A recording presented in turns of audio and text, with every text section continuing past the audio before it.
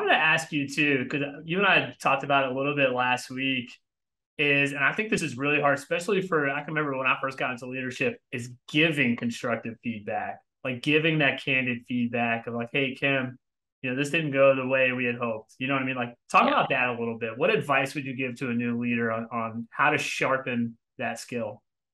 Oh, this is again, so perfect because I'm actually working on some training material because this is probably one of the hardest questions. Um, because so much of that comes down to the relationship you're building with your team. Hmm. Because if you have a trusting relationship with your team member who's not showing up, that's actually an easier conversation to have than with a team member where there is no trust, right? So if you so but the elements I think that need to be really important is one is I think is it shouldn't be coming out of the dark. So one, I hope that we're not just talking about like the annual review because that Right. should not be what's happening.